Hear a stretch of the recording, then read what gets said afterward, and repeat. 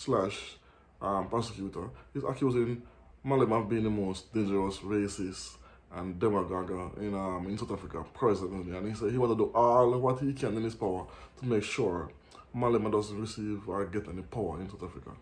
Mind you, these people are some of the same people who benefited from the apartheid government, becoming millionaires, property, own all the best land, the best properties. They have all the power.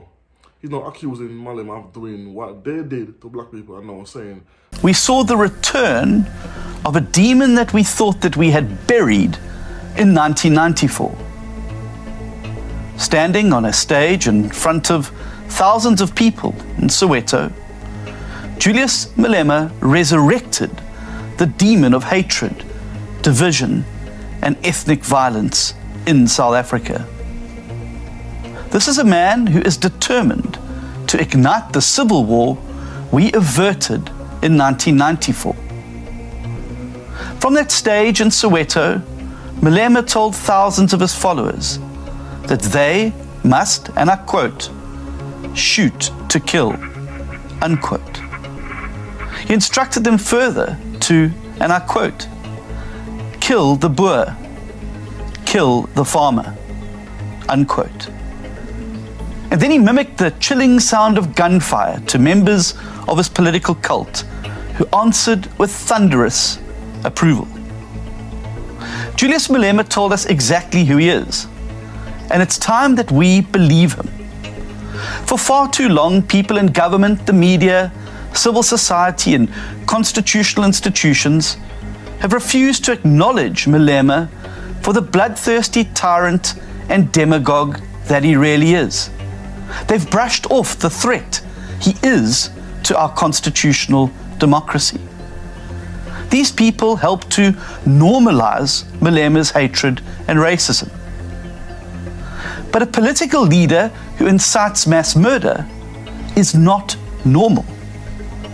A member of parliament who calls for the killing of an entire section of society is not normal. And cowardly politicians who turn a blind eye to the incitement of civil war is not normal. Let me be clear, the DA will not look away.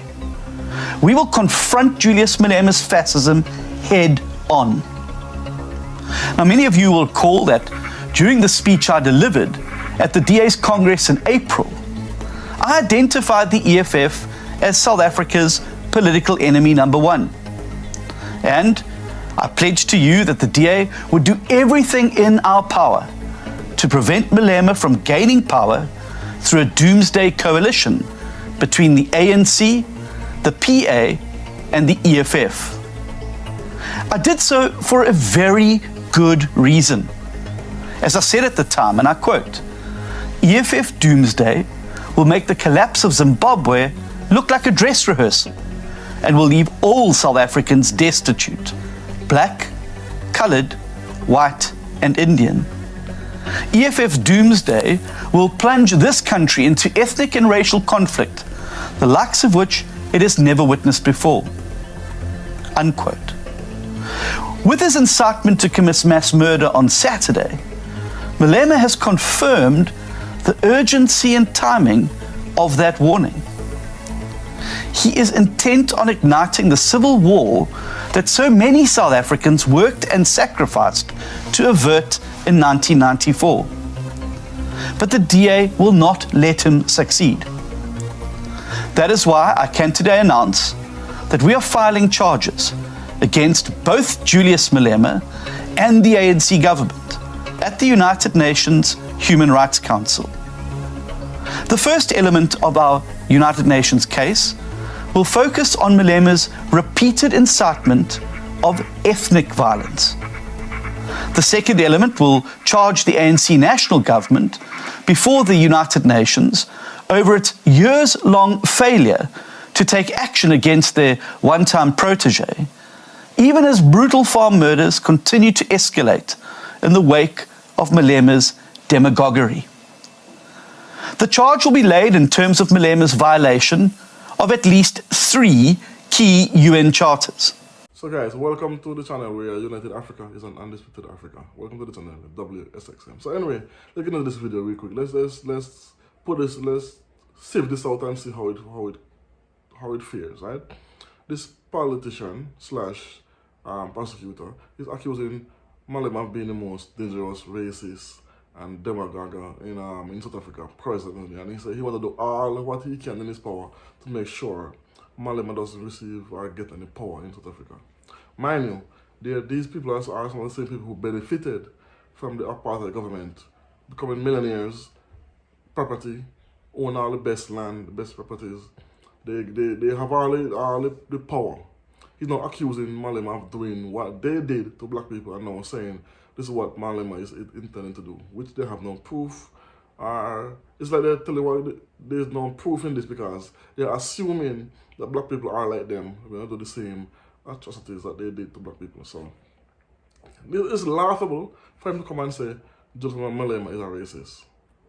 So it's like they're playing this reverse racism crap. Imagine the court said that song is a struggle song, but they can't accept that because Julius Malema won and beat them in court. So now they want because the courts was of South Africa highest court. So now what they want to do, they want to take it to the white court in the Hague or the UN, whichever way they want to go to get Julius Malema in problem, knowing that he still won the case. But remember, during Soweto, I think it was in '76, when black people have this peaceful protest, they shot and killed.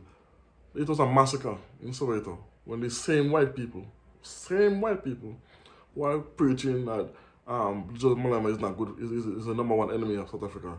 They stand by and watch and saw the massacre take place in 1976 in Soweto, in South Africa. And it was called the Soweto Uprising. And that's some of the places where this song came from, the struggle song. So how now you want to use this now and flip it and as if, oh, we are the moral ones. We are the ones who are looking for the South Africans, which is the colored, the Indians and the blacks and the whites. We're the ones who are for unity. Really? You are the ones who take part in the Soweto uprising, and he was a politician, so I'm pretty sure he was in power at that time as well. And you did all this and oversee all of this. No white people went to court or went to prison for the murdering of black people in South Africa. But now, you want to come and accuse Julius Malema, who is a revolutionary, who is preaching we want back our land, we're going to take back the power, as I said earlier, we need back the land, need to be shared between the original South Africans, not to a few elite families, which is all white by the way. And I found out that Ramaphosa, the current president, is friends with these same elites. And also, people don't know this, but Mandela, as good as Mandela was in South Africa, he still was a part of the elite family, white family's called. When he and his wife got divorced, Mandela stayed in one of these same white elite house, a mansion, and lived. So I always tell people, I didn't like the fact that Mandela did not do what Julius Malema is planning to do. We take back land from the apartheid government, this oppressive government, and give it back to the people who it belongs to. That still sticks in my head, and it's surprising to me that people still see Mandela as this great president when he did not do nothing much for South Africans when it comes down to taking back resources and give it to the population and get the white elites out of power and share it with the locals.